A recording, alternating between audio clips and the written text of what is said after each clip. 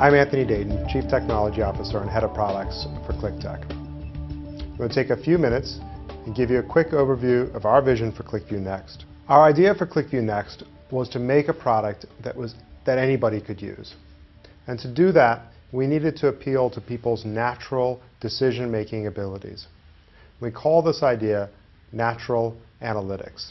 It comes from the idea that as human beings, we've evolved facilities for making decisions with data. Now, this is easy to talk about, but frankly, it's a little easier if you actually just see it. And what better way to do that than using a really natural interface, a touch interface on my tablet. When I start my morning with QlikView, I start on what we call the hub. And the hub gives me an overview of all of the work I'm doing. So you can see here's the work I'm working on. And down the left here, I have a series of what we call streams. And these streams are security groups for which I have the right to view the analysis in that security group. And there may be one that I'm persistently a member of, say the finance group, and there may be a different one, this general business group, that I've been added to temporarily because this is a team I've just joined and we're working on some stuff together. But that's always down the left. Now, right here, I have my work. And these are QlikViews that I'm building. And it's right from here that I can go ahead and launch a QlikView and begin my analysis. Now, when I launch into the QlikView, I don't start with a sheet. I start with an overview of the application, allowing me to center myself and understand where I might want to jump into that analysis. Down the left, I have my sheets, maybe some bookmarks, giving me a persistent view or being able to go back to a view that I had previously, and stories, which I'll come back to in a moment. So let's jump into this sheet, this sales dashboard sheet right here.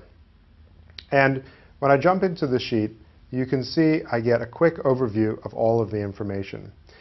Now, what's nice about QlikView is it turns out the iPad screen is actually pretty small.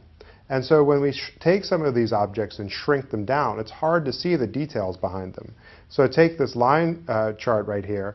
I might want to take this line chart and really be able to look at it, but I want to see some of the details behind it. And I can do that by simply maximizing it. When I make it maximum, you can see down here the year and month field, right? So I get a lot more detail and overview. And that's also true, for instance, of the scatter plot. I can make that bigger, and I can see all the details. And you can see how we've added labels to some of these points as I've made it bigger, because now we have the space to draw the label. But there's a group down here that I'm interested in that I can't see the labels for. And how do I find them? Well, exactly what you'd expect. I just go ahead and pinch and zoom in and see those labels that I'm interested, those points that I'm interested in. And if I want to select these, you do exactly what you would expect. You simply draw a circle around them. And we're off and running. Now I've made that selection. And when I come back to the more overview view, I can see I have the same set of sales reps selected, and all of the rest of the charts have updated in the context of that selection. You can see here I have a more tabular view of the data, right? And I can sort that by sales amount or by backorder amount, quickly sorting and seeing relationship among the data. This bar chart also provides me a good opportunity to show you something cool. Often users want to select a set of bars by tapping on them, exactly what you expect. But sometimes they want to select a series of categories, and they can do that by just selecting along the axis. Or perhaps I want to select these middle range of bars. I can do that on that axis. Or perhaps I want to use the actual legend to select a set of bars right here. So these are very natural behaviors, natural metaphors for making selections in the application, and I do them literally just by touching. Now, as I've been making selections in the app, you see that up here on the top, I've been creating a series of little list boxes which give me an overview of what I've selected, and if I want to add to that selection, maybe I want to toss bread into there as well, I can do that right from here. Now, this is fine, but how hard is it to add one of these sheets myself? Well, I can go ahead and do that. Let's go ahead and add a sheet and jump in. Now, when I start the sheet, of course, it's empty, so I have to edit it to add some things to it. So let's go into the library. I don't start by having access to every field in the application. I start with a series of measures and dimensions which may be relevant to me and useful to me from an analytic perspective. So I can take, maybe I'll take channel name and drag that over here. So we'll put that right there. And maybe I'll put product group. Put that right here.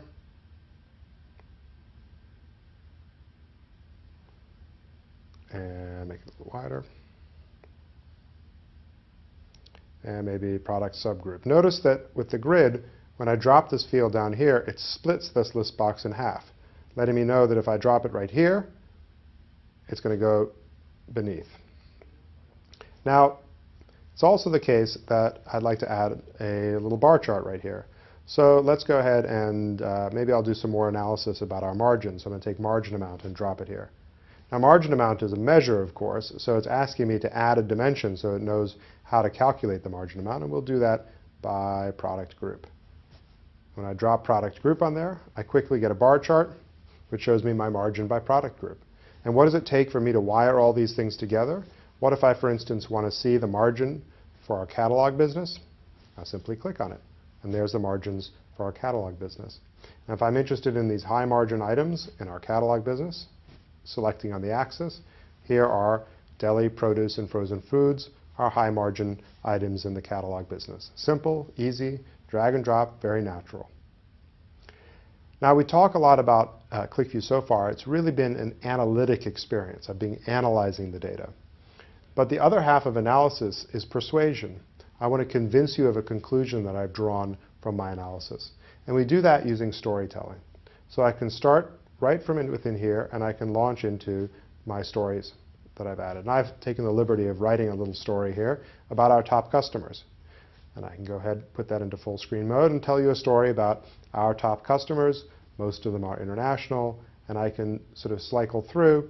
Here's at the top products that our customers buy, and here's other products that our top customers have bought.